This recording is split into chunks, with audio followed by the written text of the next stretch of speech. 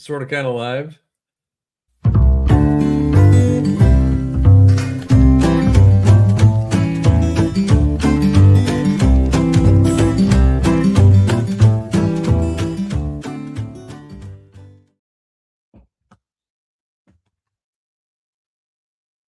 And you're muted.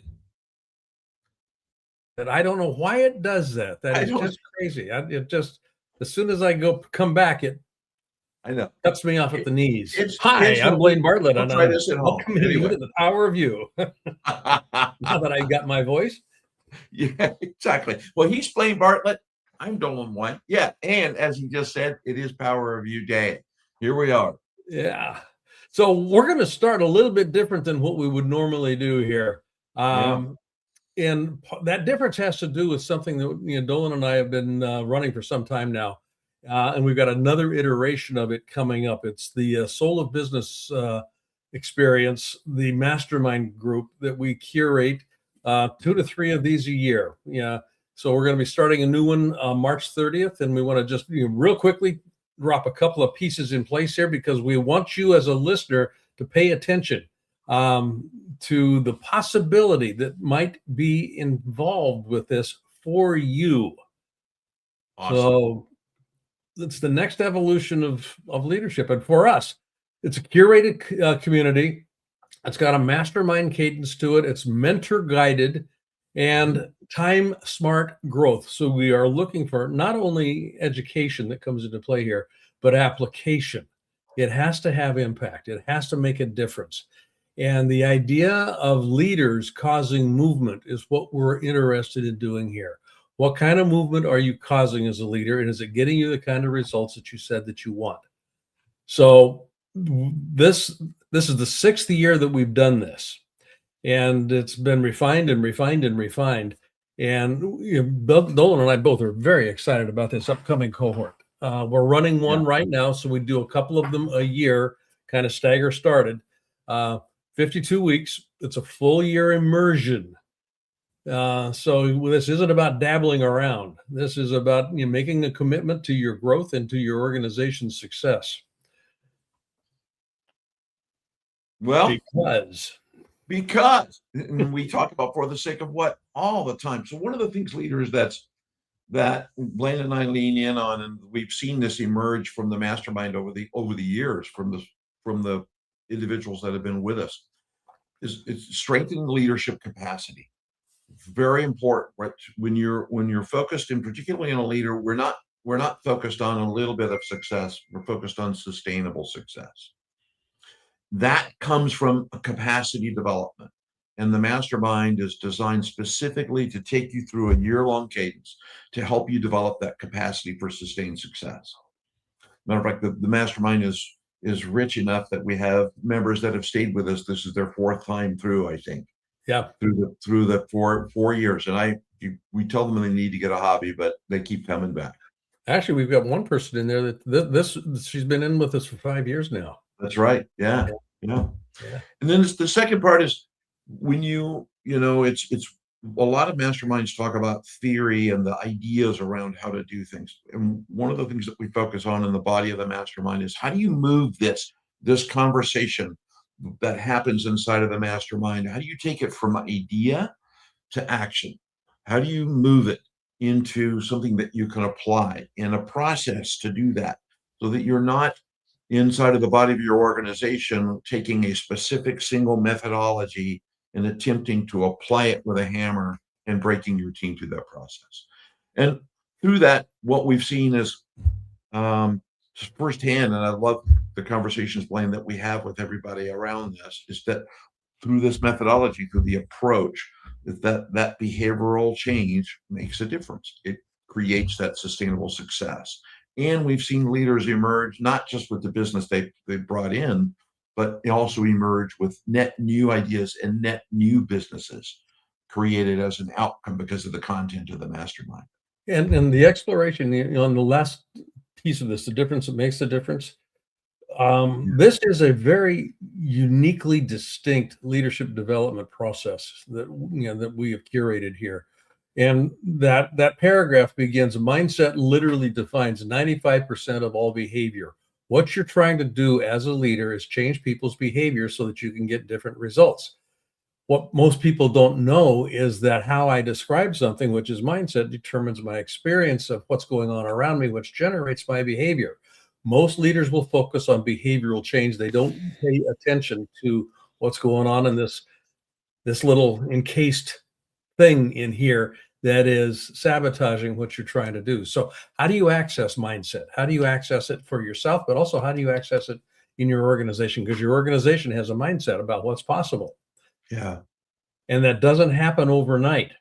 It literally No. doesn't happen overnight. So there is a curated 12-month process on this. And that mindset piece, that first 3 months, we are paying attention to awareness, noticing what you're noticing, having your team notice what they're noticing. We move into context. Context generates meaning. How do you define context? How do you set it up? And that how do you set it up piece becomes part of the content of that month 6 through 8, which is communication mastery. And Virginia Satir, a family therapist, her definition of communication was it's the ways, plural, the ways we work out common meaning. Until you have common meaning, you don't have a basis to move. You got a basis for confusion and chaos and apathy because people don't get what's going on. You finally move, if you're doing this well, you move into commitment. How do you generate commitment? And this is where Doland and I really spend a lot of time looking at the distinction between motivation and inspiration. Commitment is an inside out process. You know, whatever it is that I'm trying to make happen, it has to live in me before it can be expressed out there in the world. And then the final piece has to do with the foundation of everything in the organization, trust. How do you create it? How do you curate it? How do you reclaim it when it's broken? Because it will get broken. You can't not break trust when you're moving into unknown territory. So how do you go about doing that? That's the journey. And it is a curated step. We teach it once a week. Doland and I both teach once a week topical areas that are germane to that domain. And then the curated master mentored piece happens outside of the classroom where we set up small little groups where you're actually working on stuff that's relevant to your organization. So your next step here, and this is where the power of you actually comes into play here. Are you willing to take action? Nothing changes until you move. Nothing changes until there is movement. So our next session begins March 30th. We're limiting the size of the program to at most 20 people. And there's a waiting list that we're curating right now. Yeah. We'd like you to schedule a conversation with us. If there's any inkling of interest, this is where you would actually get a conversation going to see if it's a fit.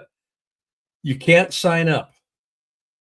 You cannot sign up for this program. You have to go through either Doland or myself to see if it is a fit, if it's something that would be valuable for you, and if you would be a good participant. I mean, we're going to be real upfront with you about that. Not everybody's a fit for this site because it is. I mean, it's a year long. There's a lot of stuff involved with it. If you get yourself in here, you will be amazed at what you're producing. So that's the invitation. This is not a sales conversation. We want you to schedule a call with us. If there is some information that you'd like to have, if there's something that you'd like to explore, we will be an open book. And if it doesn't fit, we'll let you know. If it does fit, we'll invite you to participate. Simple as that. So easy peasy. Okay. So that's where we're at with this. Okay. So anything to add, Doctor? No, other than last final thing, as Blaine touched on this very lightly, your time is of the essence. It March is 30th, and not that far away.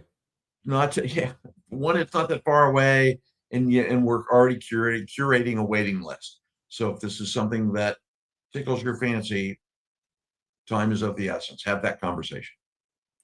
So moving right along, and I'll put this little Sharon down here. That's what we're looking to do. If you want to book it, we are going to jump right into content, power of you, the growth system.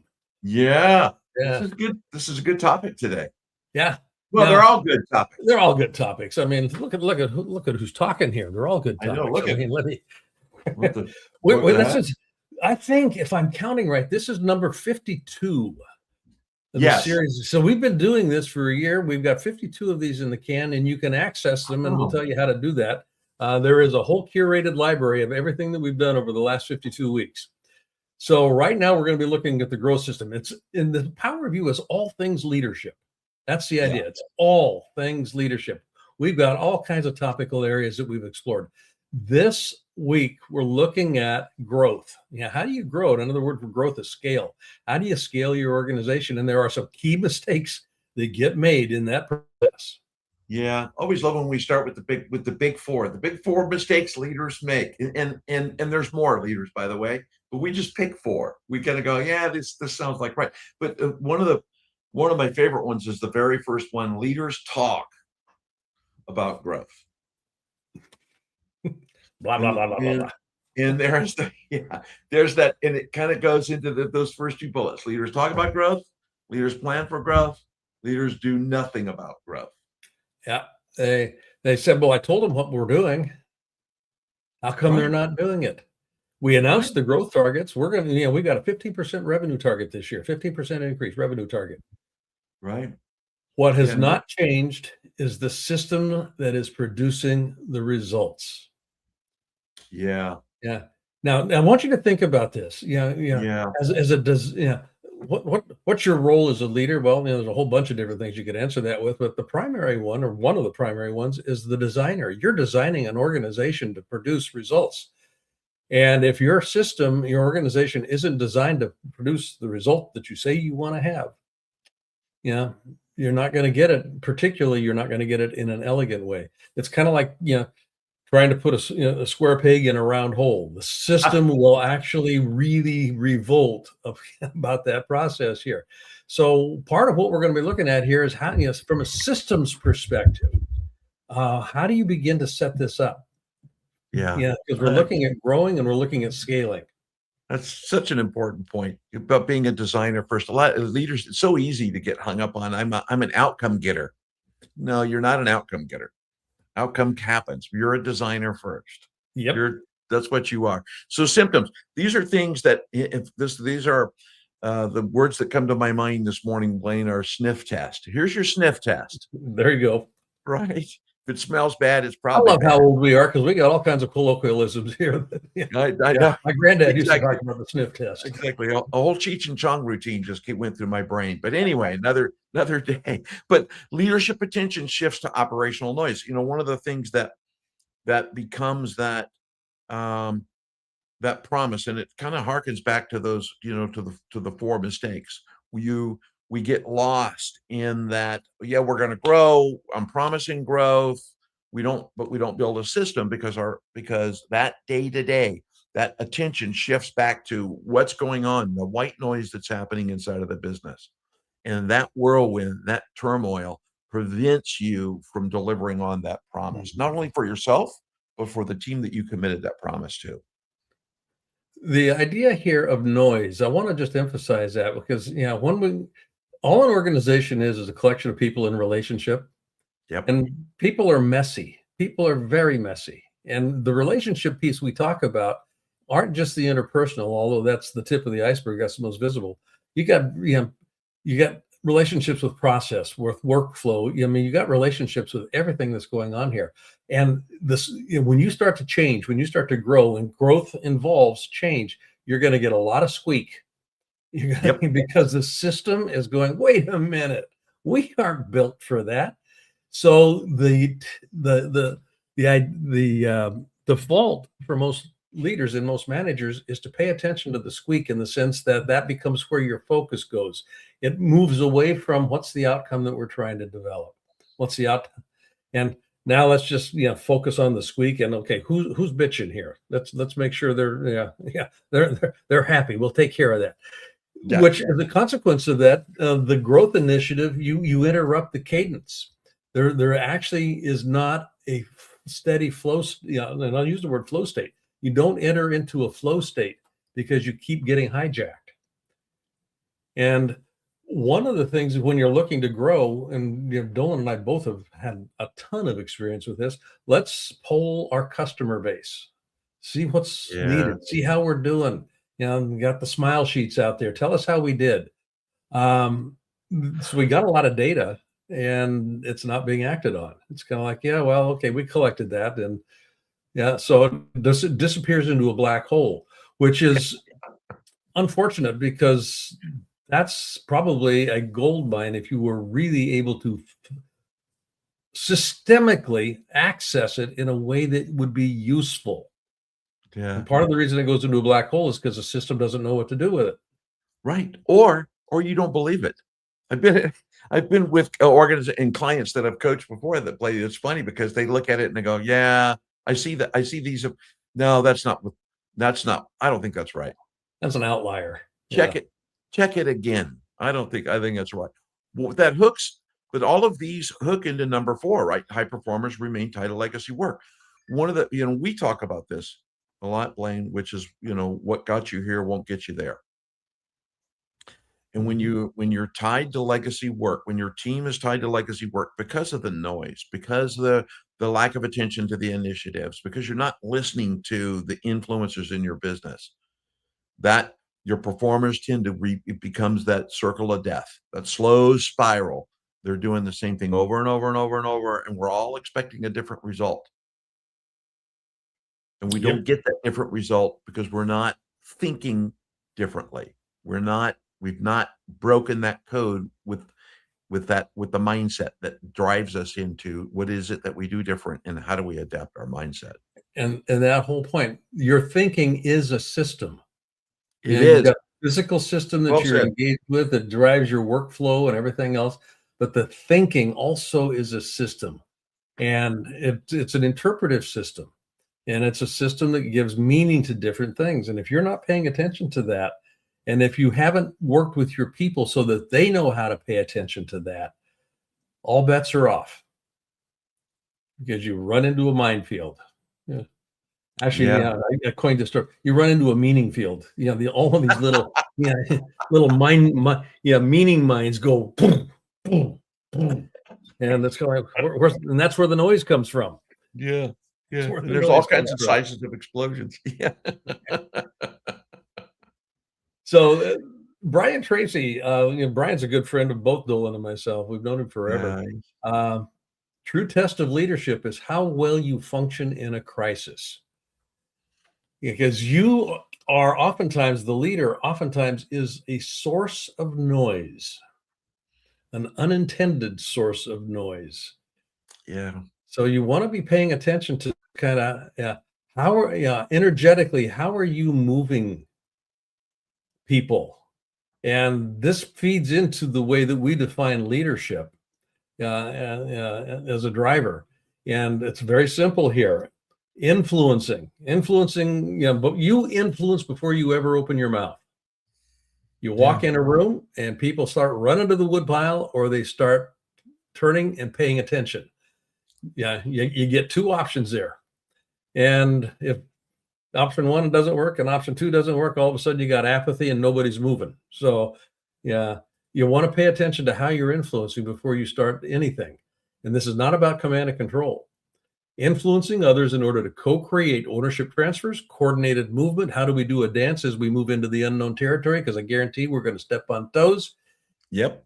How do we handle that conflict? That embedded, natural, necessary conflict. You're not, to focus on getting rid of conflict is crazy because all you do is drive a lot of stuff underground.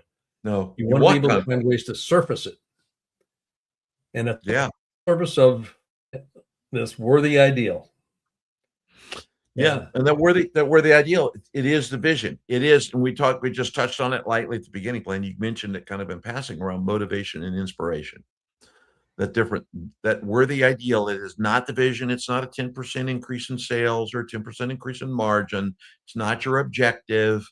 It is that thing that matters, that deep thing that matters to the organization and to the individual and how they connect with that. Yeah. That is the worthy ideal, is that connection, that golden thread that stitches them together.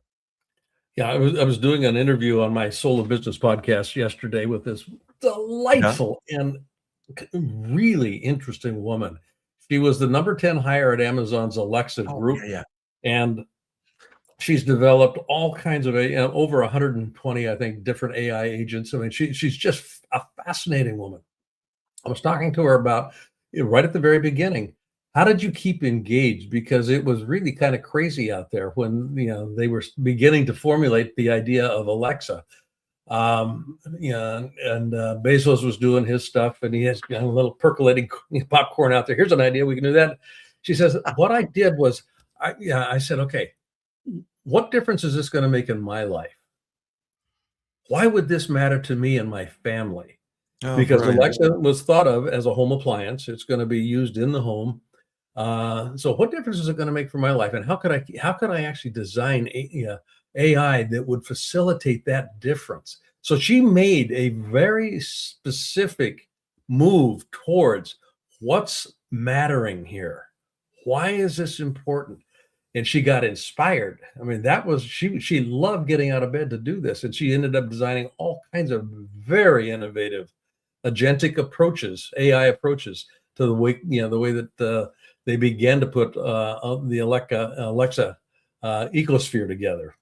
That's interesting. Yeah, that's very cool. And it was an individual that did this. Now, as a leader, you want to be able to curate this in your team.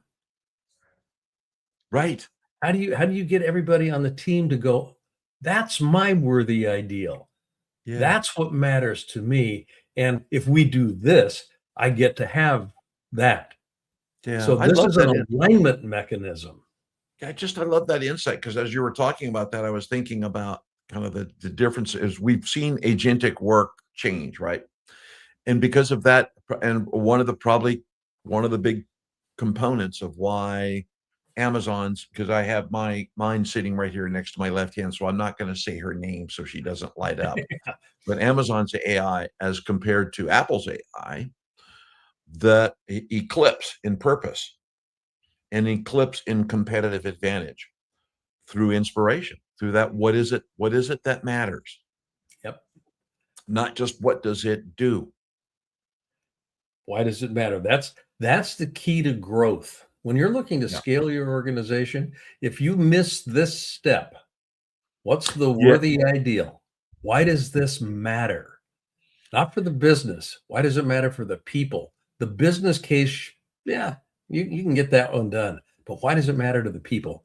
That's where you begin to tap into creativity, innovation, and inspiration. How do you do that as a leader? Yeah.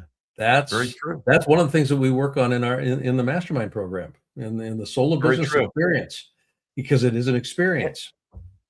Yeah. And root back to continuous. So let's talk a little bit about reframes, right? Growth is not a strategy conversation. And I love this statement. It's a leadership operating system. It's a system. You operated in that system as a leader. And I remember years and years and years of leading organizations and teams, young buck leader, black hair, right? And I would tell my team, you guys go study and I'll pay for anything other than piano lessons, and that was my common statement, and then let it go. So growth, which was a strategy statement. You guys go do your thing, and as long as it's not a piano lesson, I'll pay for it. I'll just take care of it. And then do that. And then that scratch that itch of that strategy statement. But what I came to learn, and what we talk about a lot is that growth comes from it's a behavior. It comes from your mindset. You as the leader, you choose to grow intentionally, and you choose intentionality with your team. The alignment, the teams have to move around that worthy ideal, which we just talked about. Yep. So that growth moves around. This is really important. Moves around the worthy ideal. If you don't know the worthy ideal, you've got nothing to move around. And I'm drawing circles on my desk, but nobody can see. Drawing circles with my fingertips. And empowerment. Empowerment's an interesting word, because it's like saying I'm going to the doctor. There's 500 different kinds of doctors. Empowerment is, in this particular definition of empowerment, that the team has autonomy to act. They have permission. So you're granting permission to grow inside of the body of that system. And then accountability. And it's not about accountability. It's not a Trello board or an Excel spreadsheet. I knew you were going to get a Trello board in there. I mean, it's been a couple of these since I was able to slip that in. I got to get that. It's not a Trello board. Not that I don't like Trello. I like Trello, but because you got to measure stuff. But accountability is the mutual agreement between two or more people to move confidently together towards a common outcome. That's how we do that together. That's accountability. And I just, this reframe, I think I like this concept around, you can't think about it. Growth is not strategy. Growth is an operating system. Yep. Say that again. Growth is not strategy conversation. Strategy is a part of it, but it's an operating system. Strategy lives in the body of an operating system. It's a piece of an operating system. It is not the operating system. And it's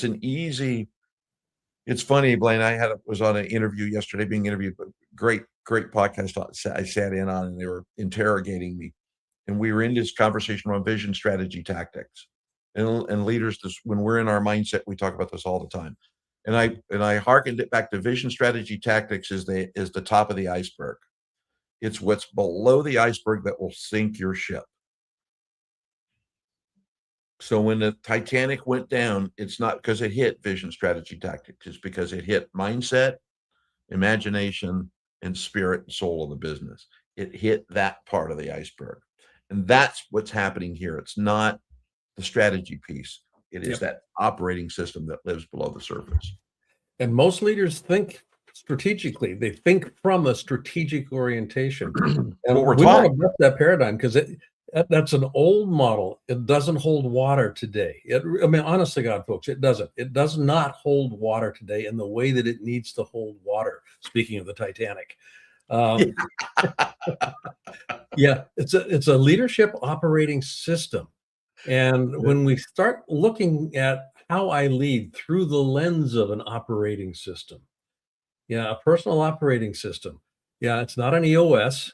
EOS, it's important. You got to have, all of that stuff in place. But as a leader, you show up, and there has to be a systemic way that you curate your development and growth. Because if you're not growing, I will guarantee you your organization is going to hit a roadblock, and it's going to be the person in the mirror looking back at you. Got to happen. Mindset. Doctor. You choose growth when conditions are uncertain. This is mindset. How do you know what to do when you don't know what to do? I will ask that question of leaders that I'm coaching all the time. How do you know what to do when you don't know what to do? Because they'll come to me and they go, oh my God, we're just, okay. Which move has the greatest likelihood of causing the kind of growth, or moves you towards a place where you identify the kind of growth that needs next to happen? So you choose growth over uncertainty when conditions are uncertainty. When you organize around growth, you begin to move beyond paralysis. And that whole uncertainty will generate in every living organism. An uncertain environment will tend to contract the organism's life force. You want to find a way to open it up, and focusing on growth. What's the growth opportunity? This isn't happening to me, it's happening for me. Now, just that little mindset shift. It's not happening to us, it's happening for us. There's an opportunity here. I know there's a pony in here somewhere. We'll go back to that one again. And then you begin to allocate resources, organizational resources, where the future lives, not where it used to be. This moves you away from legacy if you're willing to move it this direction. The tendency will be to say, okay, look around, conditions say we need to invest here, or we need to cut costs here, or whatever it might be. So resource allocation is not usually done with a mindset towards that future state. How would I behave today if that future were already here? I would be allocating resources in a manner that is aligned with it already being here. That's the challenge. That's the opportunity. And then that moves you in. Resources. We're talking about people in large part. Yeah, Yeah. moving, right people on the right bus in the right seat. I mean, Jim Collins, a tip of the hat here. Good to great. Yeah. And then literally you begin to build systems that track progress. Most of us have inherited business models, organizational models from our past, from people that went before us. Yeah. And I mean, just think about this. When you think about an organization structure, most people will think of a pyramid. Oh yeah. I mean, the org chart. The org chart is, all of that's that's an inherited model. And it does not necessarily serve very well if you're looking to rapidly change, rapidly scale, rapidly iterate, because you think about it, the pyramid, the triangle is the most stable geometric form you will find. It does not lend itself to a whole lot of manipulation or movement. Yeah. And this is what, in large organizations, you'll see 3, 5, 7, 8, 10 layers in the organization. And boy, you talk about a solid edifice, it is not going to move. Okay. Yeah. And that's the problem. Yeah. The flatter it is, the more unstable it potentially is, but also the greater likelihood it's going to be creative, innovative, and it's going to serve you moving to where you'd like to go. So that leads us to this last piece here, creating an environment where experimentation is safe.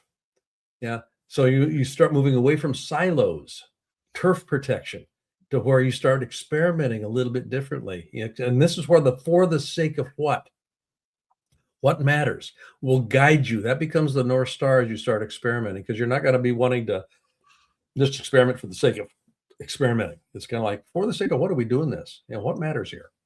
Yeah. Those gates come in. Yeah.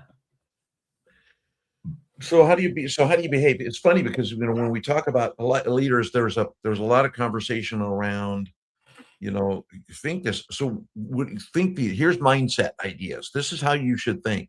But now what do you do with it? So what are the behaviors that accompany that? And as you think about this as a leader, when you think about growth investments, treat them with the same rigor as a cost control. One of the things that as a leader, having been CEO, COO, and we look at costs periodically, we'll step back quarterly and we'll say, how many vendors am I paying? Where can I reduce my vendor expenses? Or let's look at payroll, because people is the business, what's fixed and variable assets. Think about that growth investment with the same rigor as you think about cost control. It's the antithesis of that, because the growth investment pays off. Cost control pays off, but it's because cost control is a diminutive approach. Growth investment is a increasing approach. So when you think about those, apply that same rigor and make it your cadence as a leader. And then make sure that when you create those initiatives in the body of the organization, where I fell down in my career, Blaine, with the concept around piano lessons, which was being a pianist, I would tell people I'm not paying for your piano lessons, is not assigning an ownership.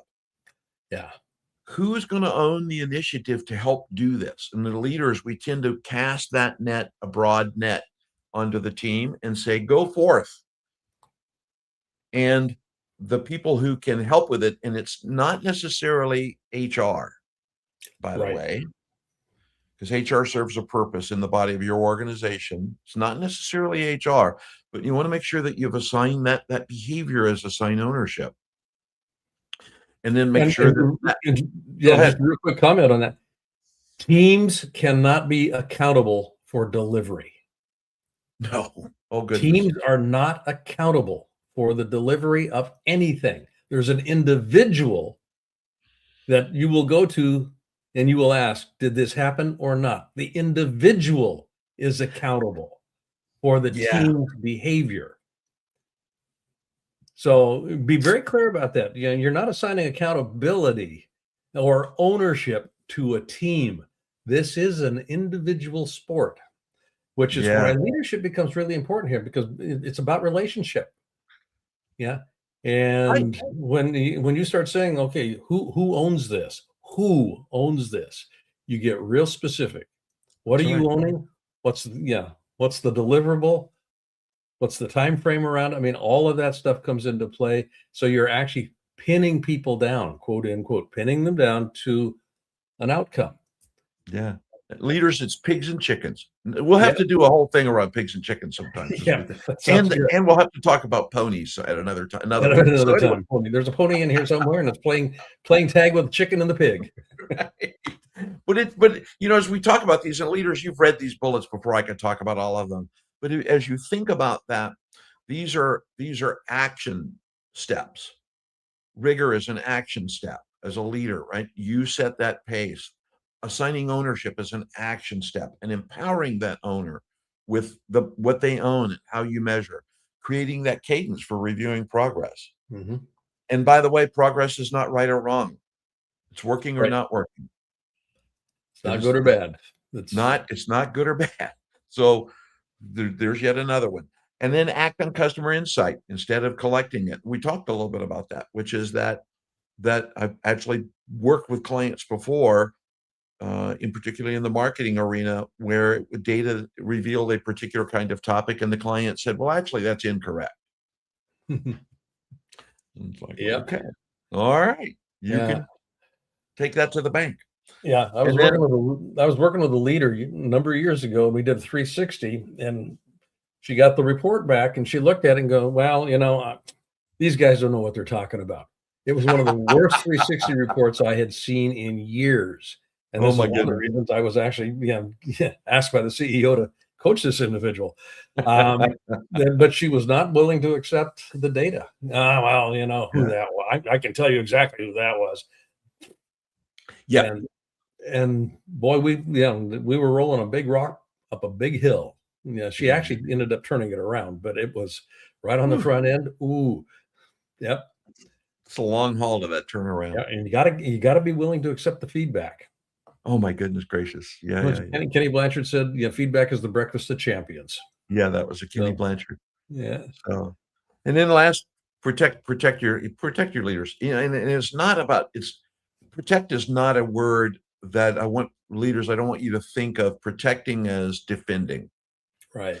Protecting doesn't mean you got to go defend your leaders and tell people, because now you're shifting now it's command and control. Protecting is ensuring that they're empowered, that there is a deep association with for the sake of what. Bingo. Yep. That is protecting your leaders, that association, you become the bellwether to make sure that you call it if you see that association not connecting. And when you started, I hate to say it this way, but when you start empowering people, but when empowerment is in play, when you're giving people their head, so to speak, you've got to have accountability built into it.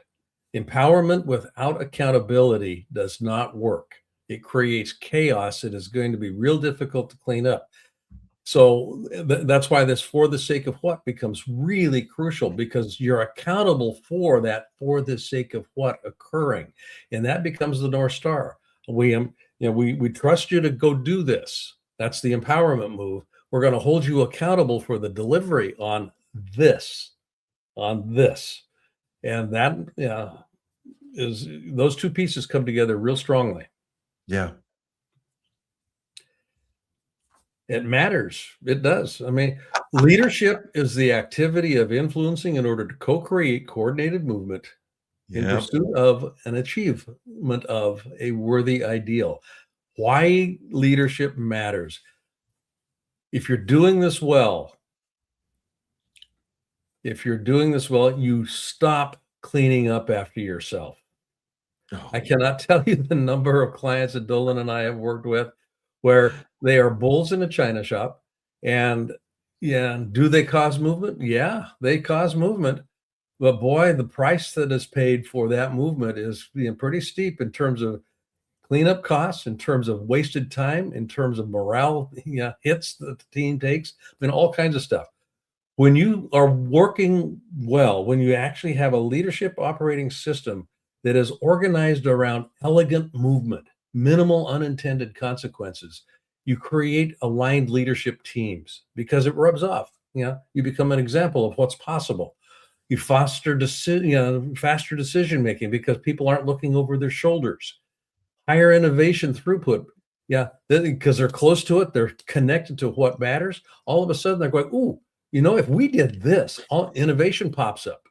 Yeah, ideas start percolating, and Yeah. people begin to take ownership because it matters to them. That's where you begin to get sustained organizational momentum. And that's what we want to have happen here. That's the ultimate end game is sustained organizational momentum towards a valued for the sake of what? You do this well from a leadership perspective, growth stops being accidental. It's Yeah. built in. You start baking it in. It becomes part of the system. That's Yeah. what we're after with this. I had to chuckle on that. It just reminded me of meetings. Of course, so leaders, the problem with our conversations with Power of You is between Blaine and I, it's like 90 years of experience and thousands and thousands of meetings. And every now and then there's a little glimmer that pops up.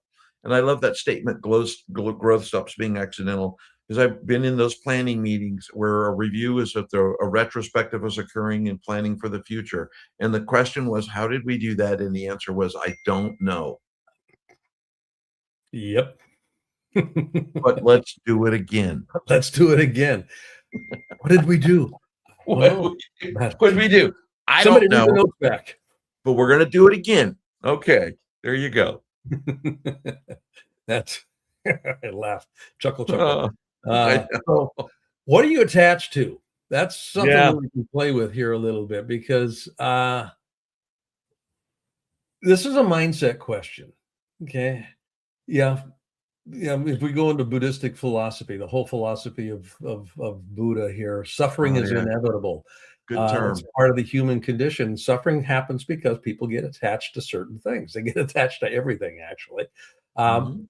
Where is your organization protecting stability over growth? And by organization, we're talking not only the organization as you kind of grok it in the meta state, but also individuals. Individuals hate, and I will mean this categorically. I don't know anybody in the world that likes the experience of being uncomfortable. We just don't like it. And change causes discomfort. So we get attached to feeling comfortable. Even if what we're doing isn't working particularly well, at least we're familiar with it and it's comfortable. I know it. It's a known. That out there, I don't know that. That's scary. I'm not sure how that's going to work. So you start looking at where are you attached? Where's your organization attached? And then we've been talking about this just kind of through the whole thread here. We get attached to certain ways of doing things, certain outcomes being done in a certain way, the legacy conversations. And this is part of the stability piece here. So what initiative deserves more leadership attention? You're looking to cause movement. Part of that movement has to do with literally inviting people to let go of the death grip on what was long enough to see there's a possibility here. The way you get to yes is almost always through maybe. So you want to encourage people to at least explore the possibility of maybe. And if they can land on maybe, there's a possibility here, then you've got some smoother sailing ahead of yourself. Yeah. So, well, just love that. And then the last two connect really closely together. What opportunity requires your best talent? And it's that, and then what leadership behavior would unlock forward movement? And it is, we've said this at least 6 times inside of the body of this Power of You. Leaders cause momentum. Leaders cause movement. That's your job, right? Leaders create change. Leaders cause discomfort. That leaders do these things because movement does that. But by looking at what we're attached to, we have the opportunity to step back and say, wait a minute, where am I not paying attention? What am I not noticing? Not that that's a component of the mastermind, shameless plug. Which opportunity requires your best talent? What opportunities am I not noticing?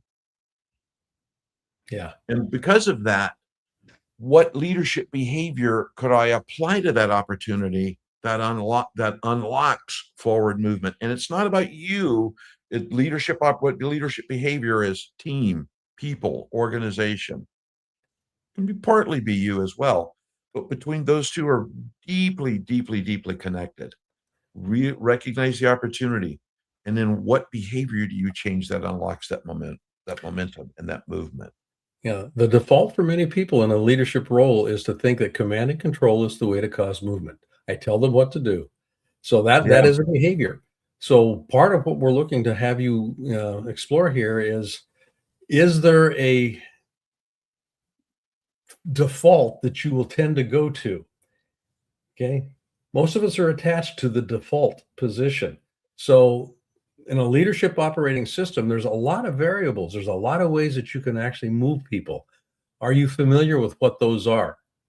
Yeah, because you can develop muscles with new behaviors. You can develop new behaviors by exercising, by exercising them. So yeah, we might again, want to take a look at, okay, where am I blind? To the point Doland was just making, noticing what I'm noticing. What have I not been seeing yeah, that could be possibly leveraged more effectively? yeah. Which is a question. What Blaine just said, leaders, is a question you should be dealing with on a weekly basis. What am I not seeing? That's a leader's question. That's a Monday morning question for you. 7 a.m. Monday morning, wake up and say, what am I not seeing? Bingo. Yeah. And you'll feel part of your body go, like that. All right. So the big win. So why does this matter? And through all of this, it is so you do these kinds of things. Why the hell does it matter? And it matters because when you are tied to that for the sake of what? FTSOW stands for the sake of what? You create actionable intention. Yep. There's a purity now involved. Now there's now there's a reason why people are inspired. Now we have an actionable action with intention. Which actually feeds into number two, their leadership systems. A leadership system, not an operational system, but a leadership system, which involves your thinking, creates different outcomes, creates different ways of interacting that will produce outcomes that you thought were not possible because they were blocked by the operating system of the organization. Your leadership operating system has to be able to trump the organization's operating system. Yeah. Okay. So important. Growth is not achieved through ambition alone. I mean, that is not how you grow. I mean, that's one way you can grow, but it's not achieved. The kind of growth that we're looking at here, ambition tends to be exclusive because it's basically focused on the self. The kind of leadership that we're looking at here is highly inclusive, influencing others in order to co-create coordinated movement in pursuit of that worthy ideal. Right. Yeah, you may have I want this. I'd love to have that. There's ambition embedded in that, but it has to involve other people in a way that they feel as if they're winning. Otherwise, it's experienced as manipulation. Right. And I love that that. will break a system real quick. Yeah, I love that. And it's just ambition in its least purest form is I, me, my. For the sake of what is us, we, them. Yep. And it changes that dynamic. And then what it boils down to is that last statement. Sustained. And we've used that word sustained, leaders, several times throughout the body of this Power of You. The intention is to create sustained success through ease and elegance, the reduction of unintended consequences, putting these systems in place for growth. Growth is sustained through aligned leadership behavior. And the alignment grounds back to for the sake of what? That alignment grounds there. Because if your team is aligned there, the fight is over. And that whole piece, this is the leadership operating system. That's exactly what we're looking at with this here. It begins with mindset. Yeah. And then the part of the system here, this is the body of the leadership, the solo business experience, or the mastermind program we mentioned here. These are this is the year: awareness, context, communication, mastery, commitment, trust. putting them together as a systemic way of organizing how you lead. The net of it is it produces sustained growth over time. Yeah, innovation velocity, talent engagement, you become an employer of choice, customer value creation, long-term performance, all of that comes into play. And it's a function of how you lead, the power of you applied to growth. There you go. That's So what leaders, we're I hope you grabbed that screen when Blaine put it up there full, did a screenshot of that. one more time with feeling. One more time with feeling. But if for all of the things that we talk about today in this power of you, begin to think in this model. And if you think in this model, that's that bottom bar, sustained growth, then you can get there. It can be accomplished. Both Blaine and I have done this before, so you can get there. So give us There a you call. go. Give us a call. Schedule a chat with us. Yeah, there's the URL, and set up a conversation. Dolan and I would love to have a conversation with you about what you're up to, what you're noticing, what you'd like to see happen. So Let's do it. we would welcome that. We are wide open. So that'll drop you into a calendar. That that little thing will drop you into a calendar where you can pick and choose either Dolan or me, or you can just or you get who you get. Or you get who you get. Yeah, we give you some options there. Here you go. And I'll bring coffee. If you schedule, I'll bring a cup of coffee and we'll have a chat. So that is the power of you for that's it. This week. I think it's number 52, if I'm not mistaken. I think you've hit it. That's pretty wild that we could come up with 52 topics and no repeats. No repeats. Yeah, and this is going to just keep going. Yeah. I think I heard 6 more today. So, and speaking of that, I mean, the power of you. It is a curated, collection of these sorts of things, and you can find out more about it. I mean, very simply, by going. There it is, right there. There it is. There's the Sharon. Yeah, there's the Sharon. Yeah. So if you want access to all 52 of these, this is where you can find them. Power of You, leader.blainebartlett.com/power of you. And we are adding a new one every week. There's a new one going in. So it's a pretty solid library of leadership content. So feel free to avail yourself. And until next week, thank you for listening to us as we wax poetic. There you go, Dr. Bartlett. Dr. White. Thank you very much, my friend. I love working with you. Everybody have a good day. Likewise. See you later.